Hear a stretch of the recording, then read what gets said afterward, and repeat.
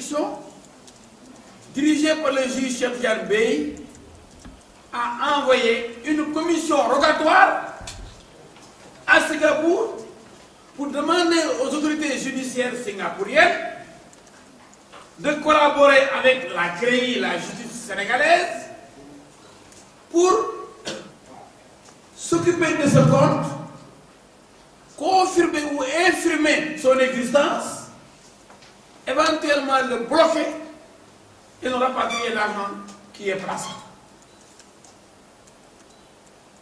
Son devoir, son rôle, sa mission, son travail consistait uniquement, exclusivement à rechercher des fonds placés à travers le monde par un certain Karim Meïssa Wade et d'informer immédiatement son mandat, celui qui lui a donné le mandat. Ce qu'il a fait. Pourquoi bon Dieu se défouler sur lui, tirer la bouée rouge sur lui, le considérer comme un menteur, un faussaire, qui a utilisé un faux, qui a usé de ce faux, et qui a voulu escroquer pour obtenir un jugement, escroquerie au jugement, pour ensuite lui recevoir les milliards. C'est fou. Il savait ce qu'il faisait, il savait qu'il n'y avait pas de faux. C'est lui qui a étudié son document. Est-ce qu'il va le falsifier? C'est lui seul qui a été désigné, qui doit donner un rapport au juge. Est-ce qu'il a falsifié son propre rapport? Ça n'a aucun sens. Faux par rapport à son travail. Le document qu'il dépose, c'est ça qu'on lui demande. S'il ne le fait pas, il n'a pas fait son travail. S'il dépose un rapport, il a fait son travail.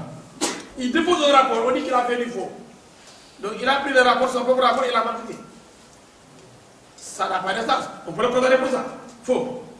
Donc il aurait donc falsifié son propre rapport. Il a d'abord une version authentique et il falsifie la version authentique. Lui-même fait un rapport, bon, le falsifie et le dépose. Est-ce que ça a un sens? C'est ça le faux. L'altération de la vérité. Allez voir le dictionnaire. Le faux est défini en droit comme l'altération de la vérité. Donc la vérité qu'il avait, c'est son rapport, lui-même l'aurait modifié. Si, c'est dingue, ça va rendre fou, hein. Deuxième infraction, usage de faux. Il a usé donc d'un faux, son propre document, et il s'en est servi, comme ils le disent, pour enfoncer Karim. Donc il a usé d'un faux. Il a fabriqué un faux, il a altéré la vérité, et après, qu'est-ce qu'il fait? Il use de ce document-là. À quelle fin? Pour s'en servir. Eh bien, on va maintenant parler d'escroquerie au jugement. Donc, par des manœuvres frauduleuses quelconques, c'est ça l'escroquerie, il veut obtenir un jugement en trompant les juges. En essayant de surprendre la religion des juges.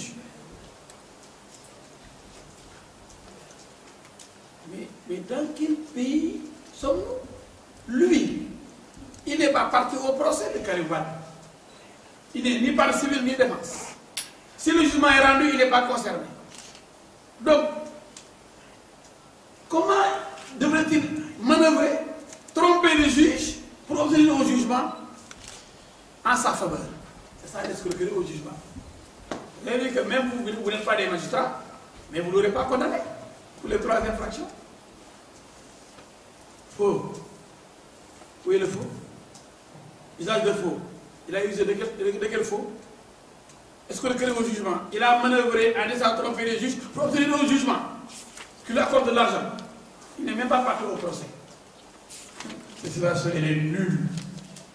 C'est pourquoi elle a obtenu ce qu'elle mérite, la défaite, le rejet, déboute, Karim Wade, relax, Pape Albouri Ndao. Mais, comme vous le savez, la presse n'est pas forcément composée de juristes. Pendant longtemps, il s'est dû, mais pendant longtemps, il a fait la une des journaux. Albouri Ndao, l'expert, incapable de donner des preuves. Quelles preuves il doit donner à qui? C'est lui qui doit juger. Mais, par contre, il a donné des éléments à celui qui l'avait mandaté, qui l'avait choisi. Il lui dit, j'ai trouvé une société qui a viré de l'argent au compte de Karim Meïssa Wade dans un compte ouvert le 7 décembre 2011 à Singapour. Nom de la banque de Singapour, ICBC, Industrial Commercial Bank of China Limited, Singapore Branch.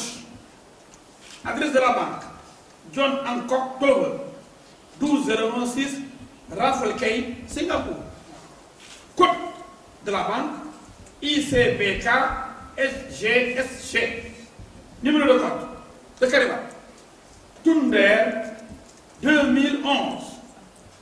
Lien entre la personne et le compte, Karim Wade, propriétaire à 100% du compte de la société AHSGB à ICBC de Singapour. Lien entre la personne et la société, etc. Solde du compte.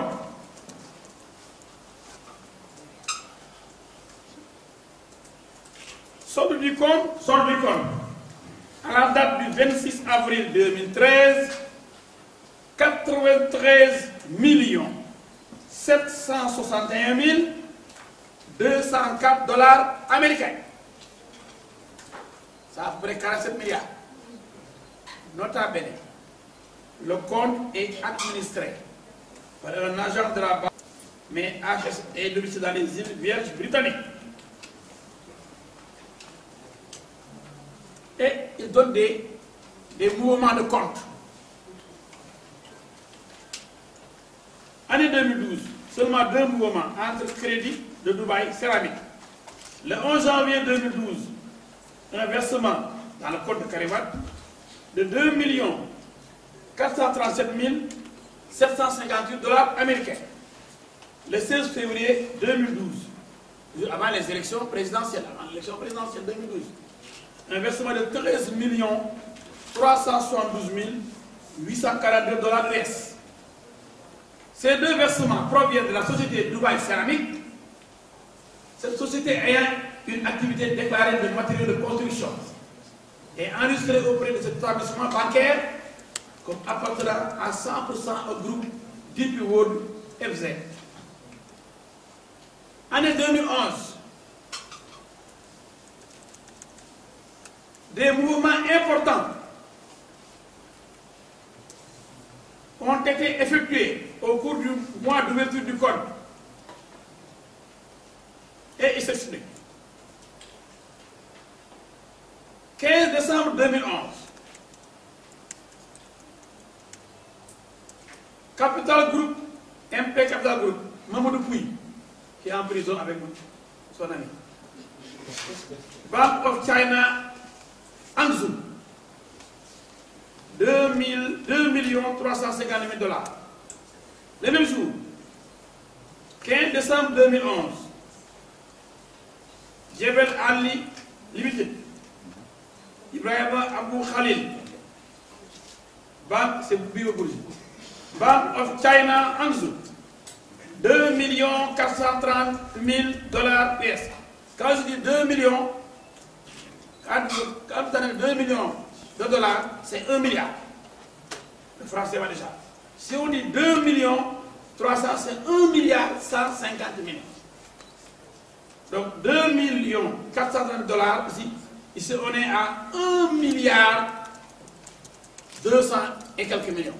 Pour il quitte le compte de Karim pour Bibo. Et 2 autres milliards qui quittent le compte de Karim pour Mamadou Pouy.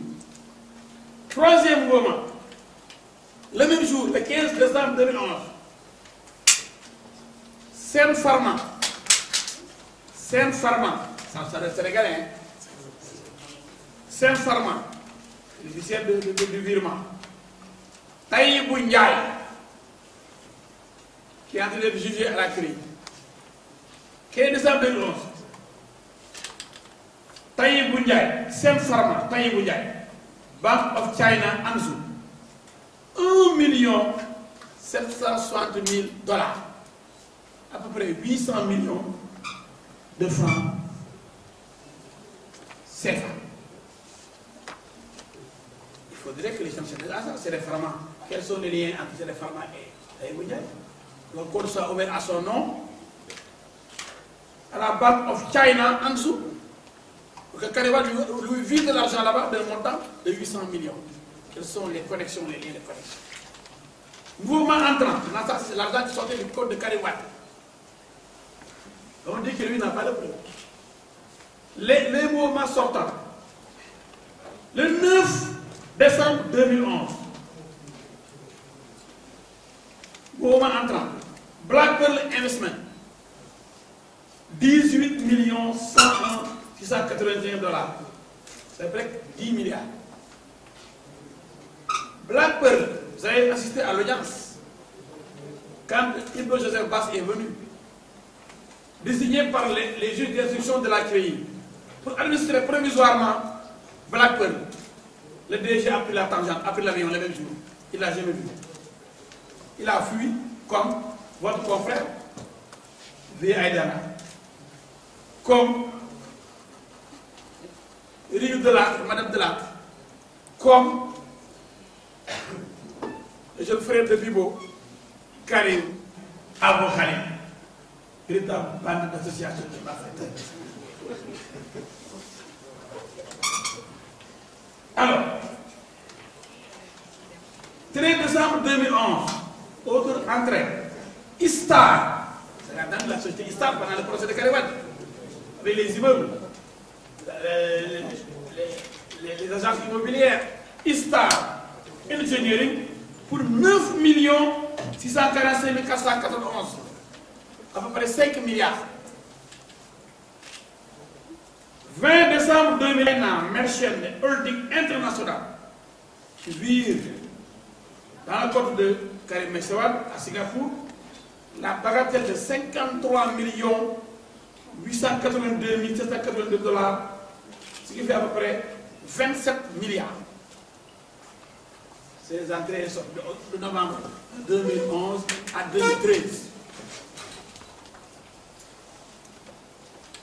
Non content de ces résultats obtenus, M. Papa Bruno, en professionnel, a désigné une autre équipe qui a confirmé les mêmes données. Et immédiatement, il a saisi qui de droit, c'est-à-dire les juges d'instruction de la CREI, qui ont envoyé une commission rogatoire qui n'est pas rentrée jusqu'à présent. Vous savez pourquoi? Dans ces paradis,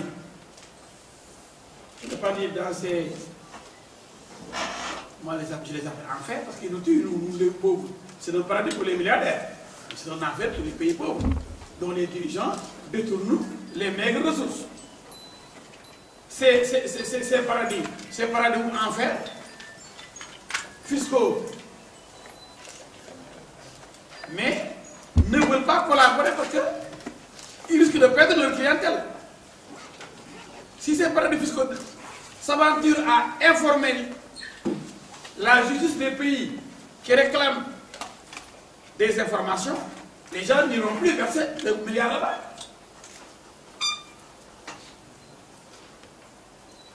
Donc Singapour refuse de collaborer. Singapour refuse de répondre